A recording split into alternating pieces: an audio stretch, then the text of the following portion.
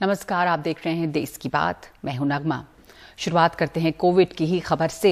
Corona की वजह से महाराष्ट्र से लेकर गुजरात तक किस तरह की बदहाली है, हाल कितना बुरा है, उसे जानने के लिए सिर्फ ये तस्वीरें काफ़ी हैं। आप देखें ये दो तस्वीरें। जो पहली तस्वीर हम आपको दिखा रहे हैं वो गुजरात के सूरत से हैं और दूसरी तस्वीर महाराष्ट्र के अहमदनगर की है। दो तस्वीरें हैं। सूरत के शमशानों में पिछले कुछ दिनों में इतने ज्यादा शव आए कि जिस लोहे के तख्त पर शवों को रखा जाता है वो भी पिघलने लगे। दरअसल गैस भट्टियों के अंदर एक लोहे का तख्ता होता है जो लगातार गर्म होने की वजह से पिघलता जा रहा है। ये स्थिति किसी एक जगह की नहीं है, शहर के 3 शमशान घाटों की है। पहले यहां औसतन 20 शव रोजाना आते थे, जिनमें कुछ का संस्कार लकड़ी की चिताओं पर भी होता था। अब दिन में 80 से ज्यादा लाशें आ रही हैं और 2400 घंटे भट्टी का इस्तेमाल हो रहा है। यही स्थिति बारडोली शहर की भी बताई जा रही है, जो दूसरी तस्वीर में आप देखेंगे। ये महाराष्ट्र के अहमदनगर की तस्वीर है। पिछले कई दिनों से हालात यहां पर जस के तस हैं। कोविड से जिन लोगों की मौत हुई है उनके अंतिम संस्कार के लिए परिवार वालों को लंबा इंतजार करना पड़ रहा है। अक्षरधाम शमशान घाट पर एक साथ 9 लोगों का अंतिम संस्कार किया गया और एक एम्बुलेंस में 4 पार्थिव शरीर एक साथ नजर आए। मुंबई में न दवा मिल रही है, न ऑक्सीजन है। ऑक्सीजन की कमी बताई जा रही है। अस्पतालों में बेड कम पड़ रहे हैं। पिछले कई दिनों से लगातार यही हाल है और वैक्सीन की कमी भी चल रही है और वैक्सीन के सेंटर्स जो हैं उनके बाहर लंबी लंबी कतारें लगी हुई हैं। मुंबई से लेकर दूसरे जिलों तक ऑक्सीजन की भी काफी कमी है। यहाँ तक के जो टेस्ट होता है कोविड के लिए आरटीपीसीआर टेस्ट, वो भी आसानी से नहीं हो पा रहा है। मुंबई में कोरोना का इलाज तो छोड़िए, टेस्ट की सुविधाएं भी चरमरा सी गई हैं। हालात ये है कि मुंबई में आरटीपीसीआर टेस्ट में भी मुश्किल आ रही है। ज्यादातर लैब में 2 दिन के बाद की ही बुकिंग मिल रही है। एनडीटीवी ने अपनी रिपोर्टिंग में ये देखा कि जो तस्वीर सामने आई है वो डराने वाली है। आपण ज्या नंबरशी संपर्क करू इच्छिता तो सध्या नेटवर्क कव्हरेज क्षेत्राच्या बाहेर आहे। All of our representatives are busy on another call. Please try after some time. मैं लगातार कोशिश कर रहा हूँ कि किसी डायग्नोस सेंटर्स पे ये बात हो पाए कि अगर आरटीपीसीआर टेस्ट होना है तो वो कितनी देर में हो सकता है। अब तक 2 लैब्स से हमारा संपर्क नहीं हो पाया है। मैं लगातार कोशिश कर रहा हूँ। All of our representatives are busy on another call. Please try after some time. मैं लगातार एक डायग्नोस्टिक लैब्स में बात करने की कोशिश कर रहा हूँ। वो जैसे ही आप उनके कॉल सेंटर पर फोन करेंगे तो मैसेज आता है कि मंगलवार यानी कि 13 तारीख तक कोई भी वो बुकिंग नहीं ले रहे हैं कोविड टेस्ट की, क्योंकि उनके पास ये सारी फैसिलिटी इस समय फुल हो चुकी हैं। मैं फिर भी उनके रिप्रेजेंटेटिव से बात करने की कोशिश कर रहा हूँ। वो कह रहे हैं लगातार कि कोविड की वजह से बहुत ज़्यादा प्रेशर है। ये तीसरी लैब है जिसको हम ट्राई कर रहे हैं, कोशिश कर रहे हैं कि वो हमें आरटीपीसीआर हमारा टेस्ट कब कर सकते हैं, इसको लेकर।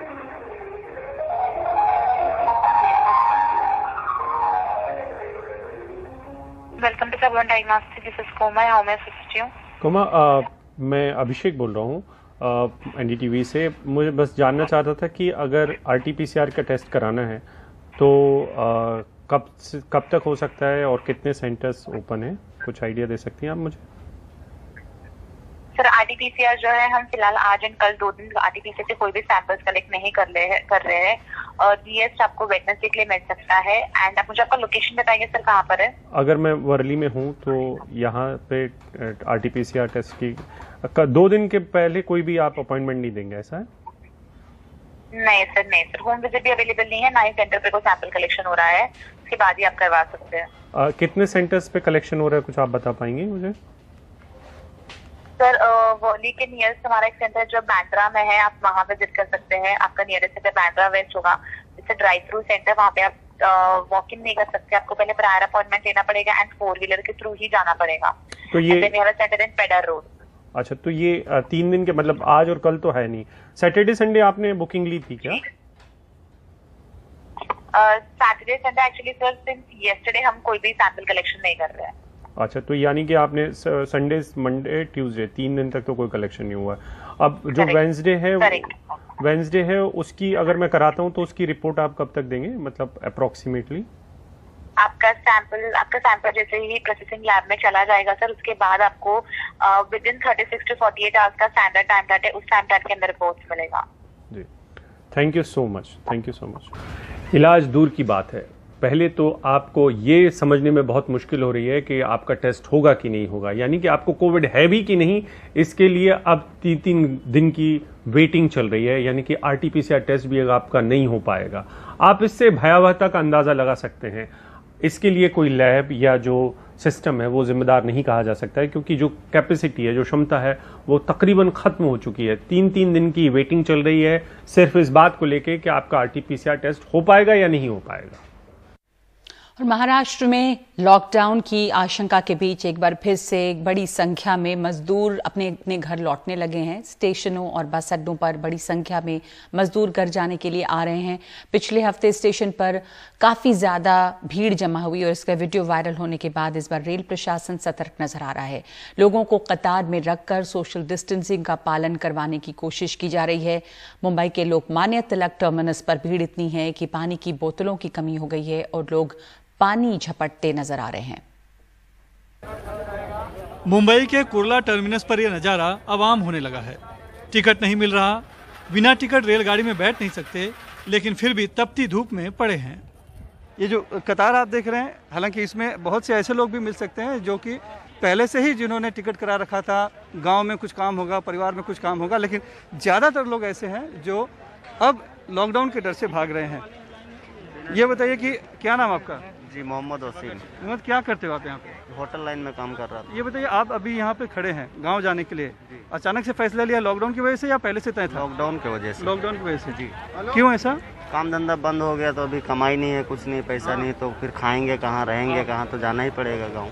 आप भी लॉकडाउन की वजह से जा रहे हैं? लॉकडाउन की वजह से जा रहे हैं सर। यहाँ आप रुक नहीं सकते? 10-15 दिन की बात है अगर तो? अरे तो जब काम बंद है तो क्या करेंगे, कहाँ से खाएंगे, पैसा नहीं है। लॉकडाउन की वजह से कारखाना बंद हो गया, यहाँ भूखों मरे क्या। अच्छा। हाँ, सेठ पैसा भी नहीं दे रहा है, बोलता गांव चले जाओ। टिकट वगैरह निकाला है? कुछ भी नहीं, पैसा भी नहीं दिया, ऐसे ही जा रहे हैं। किधर काम करेगा सर, काम होता तो इधर क्यों आता। काम नहीं है? काम नहीं है ना, गाँव मुंबई तो काम करने आए थे। काम करने आए थे, अभी गाँव जा रहा है, काम नहीं मिल रहा। काम नहीं मिल रहा है। मुंबई से कंटाल गया हूँ। अब मुंबई से मोह भंग हो गया। आप नहीं आएंगे, दोबारा आएगा ही नहीं। आप इसी तरह चले जाए बस। ये देखिए, पूरा का पूरा लंबी लाइन है, जहाँ तक आपकी नज़र जाए इतनी लंबी लाइनें हैं। और ज़्यादातर इसमें ऐसे लोग हैं जो कि बिना टिकट है, यानी जिनके पास टिकट नहीं है, अब इस उम्मीद में है कि शायद उन्हें टिकट मिल जाए और गांव जाने को मिल जाए। मध्य रेलवे का कहना है कि बिना रिजर्वेशन टिकट के इस बार किसी को भी यात्रा करने की इजाज़त नहीं है। जो यात्री इमीडिएट टिकट लेना चाहते हैं उनके पास ऑप्शन जो अवेलेबल है, हम कंटिन्यूस समर स्पेशल ट्रेनें अनाउंस कर रहे हैं। तत्काल जो है रेगुलर ट्रेन्स के लिए जो तत्काल कोटा है वो सुबह 10 बजे अपर क्लास के लिए और सेकेंड क्लास के लिए जो है 11 बजे से शुरू होता है। तो यात्री वहाँ काउंटर पर जाके तत्काल में भी टिकट बुक कर सकते हैं। मुंबई में रोजी रोटी कमाने आए इन मजदूरों के लिए एक बार फिर मुंबई पराई लगने लगी है। वजह है बढ़ते कोरोना संक्रमण के चलते लॉकडाउन का डर। सवाल है, जब रोजगार ही नहीं रहेगा तो खाएंगे क्या? सर, बिल्डिंग का काम करता हूँ, वो भी बंद हो गया है। अभी गांव जाने का है तो जाने का किराया नहीं है, खाने के लिए पैसा नहीं है।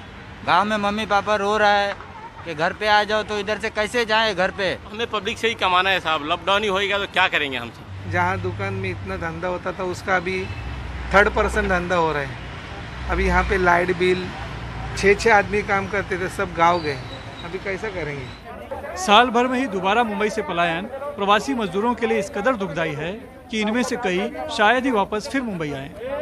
मुंबई से कैमरामैन संजय मंडल के साथ सुनील सिंह, एनडीटीवी इंडिया के लिए। और इस वक्त हमारे साथ जुड़ रहे हैं हमारे सहयोगी अभिषेक शर्मा। अभिषेक, पिछले साल का वो नजारा कोई नहीं भूला जब अचानक कितनी बड़ी तादाद में भीड़ जमा हो गई थी, एक अफरा तफरी थी और ये तमाम मजदूर अपने घर लौटने के लिए किस तरह से जमा हो रहे थे। और इस दफा क्या लग रहा है कि उससे कोई सबक सीखा गया है? अब जब महाराष्ट्र में हालात इतने बुरे हैं, दिल्ली में भी हैं, पर मुंबई में खास करके बहुत ज्यादा अफरा तफरी है, तो किस तरह से पिछले साल के मुकाबले आपको लग रहा है कि कुछ व्यवस्था की गई है और क्या कुछ व्यवस्थित है इस बार मामला? बिल्कुल, और मैं एलटीटी स्टेशन पर ही आया हूं और जो जवाबदेही है वो बड़े अधिकारियों की है, इसलिए डीआरएम शलम गोयल जी हमारे साथ हैं। तो ये हमें बता पाएंगे। हमारे साथी आपसे ये भी समझना चाहते हैं और मैं भी ये समझना चाहता हूं कि पिछली गलतियों से हमने कुछ सबक लिया है कि पिछली बार अचानक से बहुत सारा लोग आ गए थे, मैनेजमेंट उस समय नया भी था। अब आप लोगों ने क्या तैयारियां की हैं? लोगों के मन में एक पैनिक या डर न फैले इसमें कि गाड़ियां बंद हो जाएगी। इस बारे में मैं ये कहना चाहूँगा कि पिछली बार लॉकडाउन हुआ था जिसमें लॉकडाउन के दौरान गाड़ियां बंद हो गई थी। मैं पब्लिक को आश्वस्त ये करना चाहूँगा कि हमारी गाड़ियां चलती है, चलती रही हैं और चलती रहेंगी, और जितनी गाड़ियों की आवश्यकता होगी हम उतनी गाड़ियां और बढ़ाएंगे। जैसे कि आज हमें लगा कि कुछ भीड़ बढ़ रही है, तो हम लोगों ने एक गोरखपुर की गाड़ी और एक पटना की गाड़ी तुरंत 2 घंटे के अंतराल पे जो है इसको नोटिफाई किया। तो हमारा ये प्रयास ये लगातार जारी रहेगा कि यहाँ की पब्लिक को कोई कष्ट ना हो, एंड डिपेंडिंग अपॉन रश हम लोग अपनी अगर और गाड़ी बढ़ानी है तो बढ़ाते रहेंगे। और पब्लिक को मैं आश्वस्त करना चाहूँगा कि ट्रेन ऑपरेशंस हमारा चलता रहेगा। पिछली बार एक जो मुश्किल हुई थी कि लोगों को टिकट या बिना टिकट के भी लोगों ने यात्रा करने के लिए सीधे स्टेशन पे पहुंच गए थे, उससे बचने के लिए आपने कुछ किया है? इस बार मैं ये बताना चाहूँगा कि हम लोग कोविड के चलते कुछ भी अनरिजर्व्ड गाड़ियाँ नहीं चला रहे हैं। जो भी गाड़ियाँ सारी रिजर्व्ड हैं, और उसको हमारा जो पब्लिसिटी डिपार्टमेंट है, हमारे जो CPRO साहब हैं, उसको पूरी तरह से एडवर्टाइज कर रहे हैं, अखबारों में एडवर्टाइजमेंट दिए जा रहे हैं, और अलग अलग और मीडिया की मदद से, आप लोगों की मदद से पब्लिक को ये संदेश पहुँचाया जा रहा है कि गाड़ियों की कोई कमी नहीं है, लेकिन ये सारी गाड़ियाँ रिजर्व हैं। एक डर लोगों में है कि स्टेट में अगर लॉकडाउन लग गया तो केंद्र की जो व्यवस्था है, केंद्र की तरफ से जो ट्रेन चलती है रेलवे, उनके मायक में, तो उसका क्या होगा? मैं इतना ही कहना चाहूँगा कि ट्रेन्स का जहाँ तक सवाल है, ट्रेन्स में हम कमी नहीं होने देंगे और जितनी ट्रेन्स की आवश्यकता होगी ट्रेन चलाएगी। आपने कुछ नई ट्रेनें चला रहे हैं इसकी वजह से कोविड के मद्देनजर? जी हाँ, हम लोग जो है समर स्पेशल हम लोग चला रहे हैं, और डिपेंडिंग अपॉन कितना रश है, कितनी रिक्वायरमेंट है, कितनी वेटिंग लिस्ट है, उसके हिसाब से ही हम लोग जो है और टोटल गाड़ियाँ और अनाउंस करते जा रहे हैं। फॉर एग्जांपल आज टोटल 23 गाड़ियाँ हम लोगों ने LTT से अनाउंस करी हैं एडिशनल, जो कि जिसमें से 16 गाड़ियाँ करीब ईस्ट बाउंड गाड़ियाँ हैं जो कि यूपी बिहार की दिशा में जा रही हैं। टोटल समर स्पेशल अगर देखें करीब 88 अभी तक अनाउंस की जा चुकी हैं, और इस टाइप से हमारी और चलती रहेंगी। तो इसमें ट्रेन ऑपरेशंस में और नई ट्रेन में आप देखेंगे कि कहीं भी रेलवे की ओर से जो भी कर सकते हैं रेलवे करता रहेगा, और ट्रेन हम चलती रहेंगी। सुबह की एक समस्या थी, जो बाहर लोग खड़े हो रहे हैं, क्योंकि स्टेशन के अंदर तो पानी की व्यवस्था होती है, लेकिन बाहर वेटिंग बहुत सारी है, तो उसको, और ऐसी सूचनाएं हमें पुणे से भी हैं, तो इसको एड्रेस आप कुछ कर रहे हैं? हाँ, बिल्कुल कर रहे हैं। जैसे हम लोग के संज्ञान में आया कि गर्मी बढ़ रही है और लोग बाग पानी की बाहर तकलीफ थी, नॉर्मली रेलवे बाहर पानी के इंतजाम नहीं करता है, लेकिन हम लोगों ने कुछ NGO से कांटेक्ट करके और जो भी हमारे सोर्सेज थे उसके कारण से अगर आप देखें बाहर हमने टेंट लगाए हैं और पानी की व्यवस्था कर दी गई है, जिससे पब्लिक को सहूलियत हो।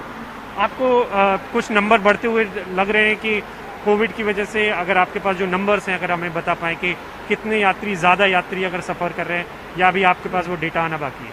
डेटा आना बाकी है, लेकिन मोटे तौर पे ये कहा जा सकता है कि जो नॉर्मल अभी अगर LTT में देखें जो रश है, ये नॉर्मल समर रश है। अगर आप कंपेयर करें 2019, 18, 17 पुराना जो समर रश होता था, तकरीबन उसके आसपास ही लग रहा है। फिलहाल ऐसी कोई स्थिति नहीं लग रही है जो कि गंभीर हो।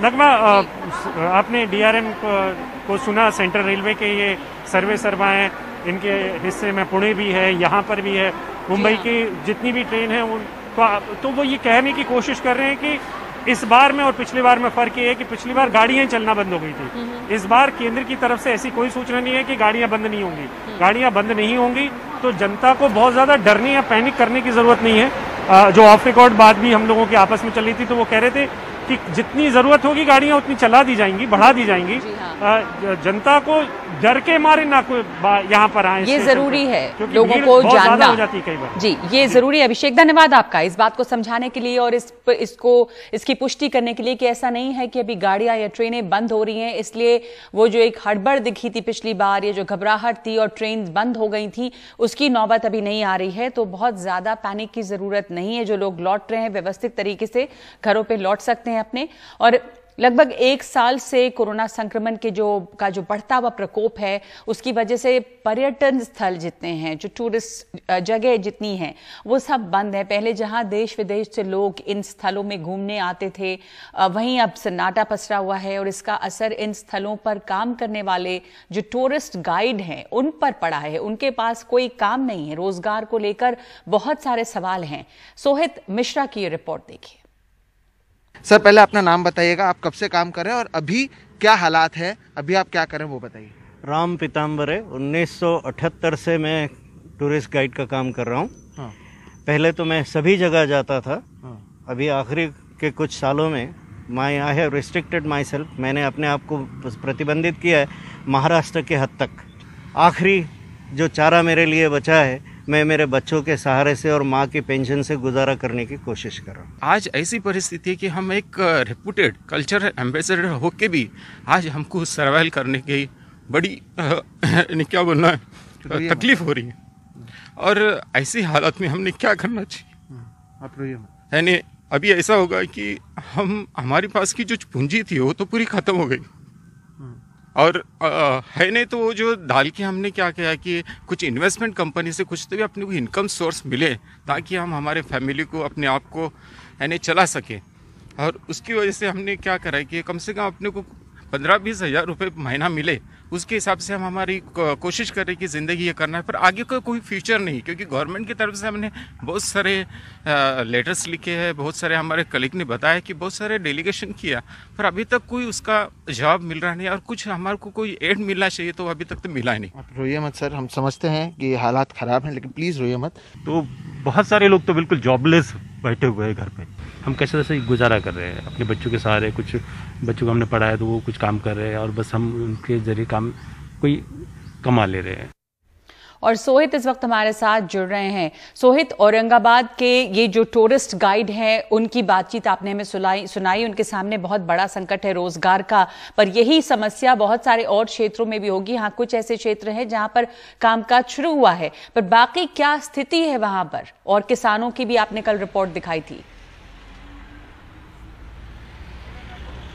जी बिल्कुल, देखिए जो सबसे ज़्यादा असर पड़ा है वो आम आदमी की जेब पर पड़ा है।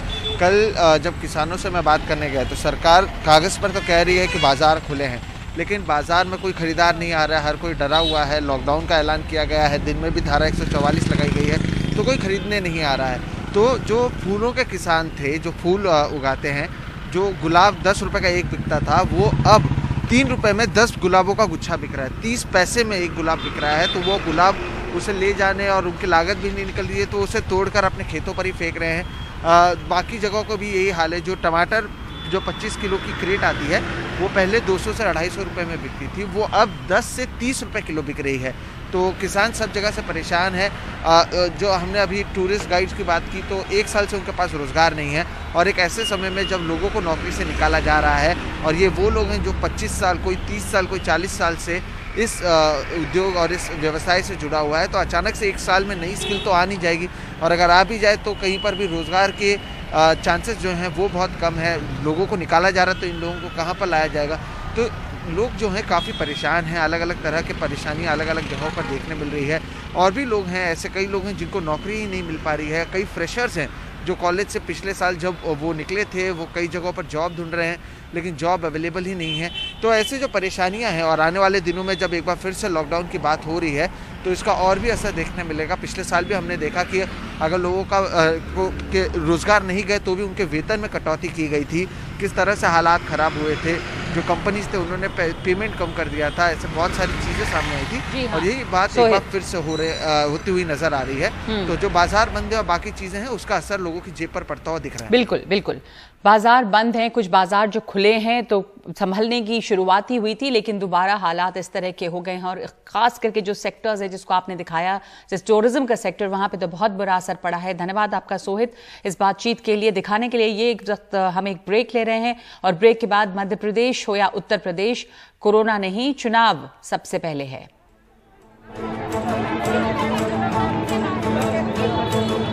हम 3 दिन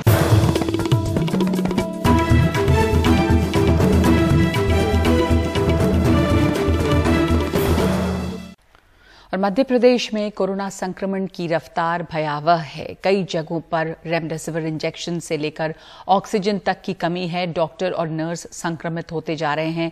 ऐसे में आप सोच रहे होंगे कि स्वास्थ्य मंत्री दिन रात मेहनत कर रहे होंगे, जो कर रहे हैं, लेकिन दामों के उपचुनाव में उनके अपने विधानसभा क्षेत्र में क्या हो रहा है, देखिए इस रिपोर्ट में।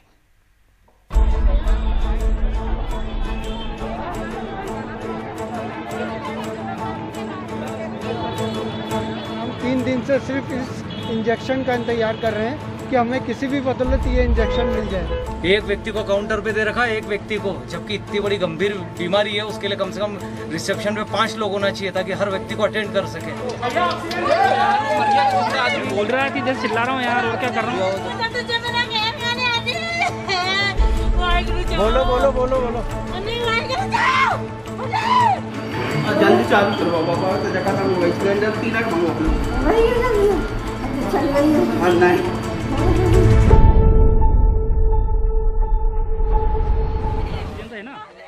हालात भयावह हैं, लेकिन सरकार की नज़र में सब चंगा है। अब देखिए सांची का सरकारी अस्पताल। इतने अच्छे दिन हैं कि अस्पताल का माली कोरोना सैंपल ले रहा है। डिज़ाइन के लिए दस्ताने वाले हाथ का डिब्बा है, लेकिन इस बेचारे को सिर्फ मास्क पहनाकर सैंपल लेने खड़ा कर दिया गया है। मगर जब कोई सबरे या कोविड में हो गए कर्मचारी, तो किसी को तो आप परमानेंटली हैं या आपको बुला लिया जाता? परमानेंट नहीं, मैं पेड़ पौधों को काम करता हूँ जी, पेड़ पौधों को काम करता हूँ मैं। अच्छा अच्छा अच्छा अच्छा। तो अभी आप वैक्सीन ये सैंपल ले रहे हैं? आप ले रहे हैं? आप सैंपल ले रहे हैं आप? आखिरकार स्वास्थ्य मंत्री प्रभुराम चौधरी का इलाका है, सो ट्रेनिंग देकर क्या न करवा लिया जाए, ऐसा डॉक्टर साहिबा का मानना है। उसको हमने ट्रेन कर दिया है, तो वो ट्रेनिंग के अंतर्गत ही उसने टेस्ट करवाया। ऐसा प्रावधान है क्या, कोई माली अस्थायी कर्मचारी हो और वो टेस्ट कर सकता है कोविड के? नहीं, देखो क्या है, इस समय देखा जाए तो हम लोग के आधे स्टाफ जो है, या तो उनके बच्चे या तो वो पॉजिटिव आते जा रहे हैं। तो काम तो हमको बंद नहीं करना है, उसको हमने ट्रेनिंग दे दी है और महीने में एक बार ऐसी दिक्कत हो जाती है, पर हमको काम नहीं रोकना है, काम तो हमको करवाना ही है। और वो गाइडेंस में ही करता है, डॉक्टर लोग भी बैठे हुए हैं उसको वहाँ पे। वैसे हमें तो वहाँ डॉक्टर बैठे दिखे नहीं। खैर, रिकॉर्ड के लिए सरकारी आंकड़ों के मुताबिक पिछले 24 घंटों में मध्य प्रदेश में 5,939 नए मामले आए हैं। 24 लोगों की मौत हुई है। पिछले 10 दिनों में मौत का सरकारी आंकड़ा 155 है। आपको लग रहा है इन भारी भरकम आंकड़ों से विचलित स्वास्थ्य मंत्री खूब परेशान होंगे? जी जनाब, वो परेशान हैं, लेकिन दमोह उपचुनाव के लिए वहां जाकर खूब भाषण दे रहे हैं। मैंने कहा आप सब लोगों के दर्शन कर लिए जाए, नमस्कार कर लिए जाए, इसलिए मैं भी आपके बीच में यहाँ उपस्थित हूँ। भोपाल में मुख्यमंत्री जी बैठक ले रहे हैं। वैसे दूसरे मंत्री अधिकारी मौजूद हैं। कोरोना काल से पहले कांग्रेस में भी प्रभुराम चौधरी ही स्वास्थ्य मंत्री थे, लेकिन अब कांग्रेस पूछ रही है पिछले 8 दिनों में मंत्री जी कहां कहां गए, बता दें तो बताने वाले को इनाम देंगे। मैं ऐसे व्यक्ति की तलाश कर रहा हूं जो ये बता दे कि पिछले 8 दिनों के अंदर स्वास्थ्य मंत्री प्रभुराम चौधरी ने दमोह छोड़कर प्रदेश के किसी भी शासकीय अस्पतालों में, मेडिकल कॉलेजों में दौरा किया हो, समीक्षा बैठक की हो या कोई जांच की हो या लोगों को लाभ दिया हो। ऐसे व्यक्ति को मैं अपनी तरफ से 11,001 रुपए का इनाम देना चाहता हूँ। बहरहाल मंत्री जी आ जाएं तो भी पता नहीं क्या करेंगे। जनता तो यही तस्वीरें देखने और झेलने के लिए अभिशप्त है। लेके आ सिलेंडर आ जाए तो जाओ बढ़िया बिजनेस बनाओ। कई अस्पताल के बिस्तर में मरीज ऑक्सीजन मांग रहे हैं, कहीं रेमडेसिविर के लिए कतार है, कहीं खुद परिजन ऑक्सीजन ढोकर ला रहे हैं।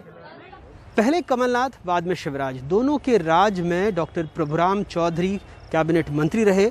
इस बार तो स्वास्थ्य विभाग भी मिला हुआ है। वैसे उपचुनाव में जनता ने उन्हें रिकॉर्ड मतों से जीत दिलाई, सो भोली जनता को क्या कहें। इस कहानी में वो एक किरदार तो हैं, लेकिन असल हकीकत सरकार की है, क्योंकि प्रदेश में लगभग सारे अस्पतालों के बिस्तर भर चुके हैं। हज़ारों मरीज़ भी होम आइसोलेशन में हैं, जिन्हें आप चाहें तो होम हॉस्पिटलाइजेशन भी कह सकते हैं। दमोह से आजम, सांची से नावेद और भोपाल से कैमरा पर्सन रिजवान खान के साथ अनुराग द्वारी, NDTV इंडिया।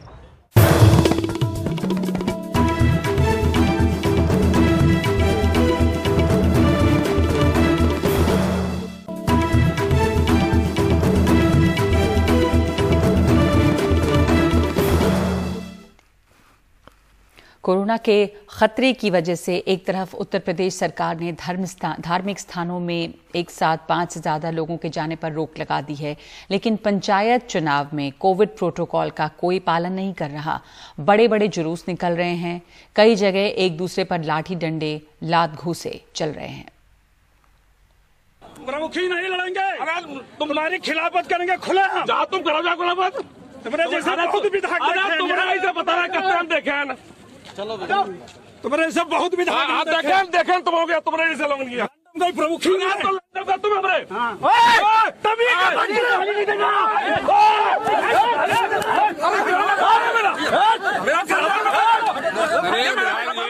लखीमपुर खीरी में बीजेपी के ही विधायक योगेश वर्मा और बीजेपी के ही ब्लॉक प्रमुख पवन गुप्ता आमने सामने लड़ पड़े और तमंचे लहराए गए। पवन गुप्ता का आरोप है कि विधायक अपने उम्मीदवार के खिलाफ खड़े लोगों से जबरदस्ती पर्चे वापस करवा रहे थे। मैं तुमसे कह रहा हूँ, समझ जाओ, तुम अभी भी समझ जाओ। असल में भीड़ में उस टाइम पे कौन किसका कॉलर पकड़ ले इसके बारे में तो नहीं कहा जा सकता है, मगर हाँ किसी एक व्यक्ति था, शायद पवन गुप्ता का लड़का था, जिसने हमारे गिरेबान को पकड़ने की कोशिश की। तब तक हमारे साथ में जितने और लोग थे उन लोगों ने उसको पकड़ लिया। उन्नाव जिले के बिछिया इलाके में बीजेपी समर्थित उम्मीदवार प्रवेश सिंह के समर्थकों और उनके विरोधी कलाऊ यादव के समर्थकों में जम के मारपीट हुई। ये तांडव बहुत देर चला। अब प्रवेश सिंह के 12 समर्थकों और कलाऊ के 7 समर्थकों पे FIR हुई है। मुकदमा पंजीकृत कर दिया गया है। साथ ही दोनों पक्षों की तरफ से कुछ लोगों की गिरफ्तारी भी की गई है और आगे की आवश्यक कार्रवाई की जा रही है। और ये सोनभद्र है। मंदिर में 5 से ज्यादा भले ना जा सके, लेकिन यहाँ हजारों भीड़ लगा सकते हैं। इनमें आधे लोगों ने मास्क नहीं पहने हैं और 2 गज दूरी तो छोड़िए, ये 2 इंच भी दूर खड़े होने को तैयार नहीं है। सोनभद्र में 629 ग्राम पंचायत हैं।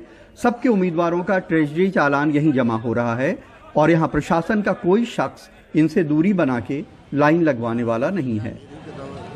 हम भी जो मीटिंग कर रहे हैं, SDM CO कर रहे हैं, ऐसे हमारी मीटिंग अपने स्तर से मीटिंग कर, सबको एक हाजिर कोविड प्रोटोकॉल का अनुपालन कर, कोई व्यक्ति नहीं करता। किसी माध्यम से, मीडिया माध्यम से कोई व्यक्ति के द्वारा अगर जानकारी हमको मिलेगी कि कोविड प्रोटोकॉल में पालन नहीं करा तो विधिक कार्रवाई करी जाएगी। पंचायत चुनाव के नामांकन और प्रचार में बड़े बड़े जुलूस निकल रहे हैं। आम आदमी की शादी में तो खुले मैदान में भी सिर्फ 100 लोगों की इजाज़त है। इनके लिए सब जायज़ है। यह बुलंदशहर में भीम आर्मी समर्थित फरहा खान का जुलूस है। ये लखीमपुर में एक बीजेपी उम्मीदवार का जुलूस, और ये गोरखपुर में चुनाव प्रचार की भीड़ है। और ये बुलंदशहर में इंस्पेक्टर सुबोध कुमार हत्याकांड के आरोपी योगेश राज का जुलूस।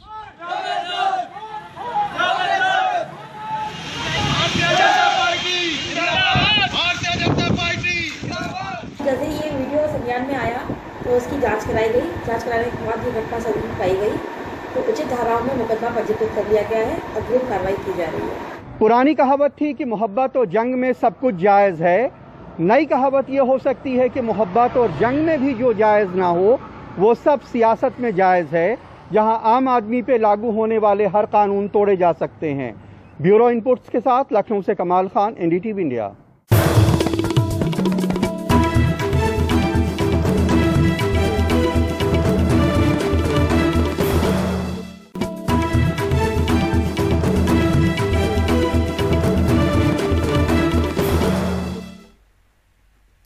हरिद्वार में हर की पौड़ी पर अखाड़ों का आना लगा हुआ है। कोरोना को लेकर प्रशासन की चिंता है, लेकिन भीड़ देखकर ऐसा लग रहा है कि कोरोना प्रोटोकॉल की किसी को चिंता नहीं है। अक्षय डोंगरे वहां मौजूद हैं। इस वक्त हम हरिद्वार की हर की पौड़ी पर मौजूद है, जहां पर सभी अखाड़ों का आना लगा हुआ है। आप मेरे पीछे देख सकते हैं कि यहाँ पर हजारों या लाखों की संख्या में श्रद्धालु और साधु महात्मा जुट रहे हैं। सुबह 9 बजे से अखाड़ों के आने का सिलसिला शुरू हो गया था। सोमवती अमावस्या के उपलक्ष्य में सभी 13 अखाड़े हर की पौड़ी पर आकर स्नान करते हैं और यहाँ पर आकर सभी के सभी लोग गंगा नदी में डुबकी लगाते हैं। लेकिन प्रशासन के आगे चुनौतियां कई सारी है, ना सिर्फ भीड़ को मैनेज करने की है, बल्कि ये साल कोरोना को लेकर भी एक काफ़ी सेंसिटिव मुद्दा है और वो किस प्रकार से यहाँ पर लोग देख रहे हैं। यहाँ पर हमारे साथ एक महंत मौजूद है। बाबा जी, एक बात मैं समझना चाहता हूँ, सरकारों की तरफ से ये थोड़ी चिंता थी कि कोरोना को लेकर फैलाव ना हो तो दूरी बनाए रखने की बात कही जाती है, लेकिन जिस संख्या में लोग आ रहे हैं, क्या लगता है कि दूरी बनाना यहाँ पर मुमकिन होगा? देखिए, इतने लोग हैं, इसमें तो कुछ हो नहीं सकता है वैसा संभव। ये तो सब भगवान की माया है, वो ही पार करने वाले बैठे हैं। देखो यहाँ पे कोई नहीं है, संभव देखिए नहीं हो पाएगा, लेकिन सचेत लोगों को लेकिन रहना चाहिए। हरिओम, जय हो, दूरी करा के रहना चाहिए। हरिओम। तो ऐसे में सिर्फ और सिर्फ उनकी तरफ से अपील यही की जा रही है कि जितने भी SOP जारी किए गए उनका पालन किया जाए। लेकिन अगर बाकी सोशल डिस्टेंसिंग की बात करी जाए, फिर मास्क की बात करी जाए, तो यहाँ पर प्रशासन जो है वो खुद एक तरह से मजबूर दिखाई दे रहा है कि वो खुद कोई एक ठोस कदम नहीं उठा पा रहा है। कैमरा पर्सन सुख महाले के साथ अक्षय डोंगरे, NDTV।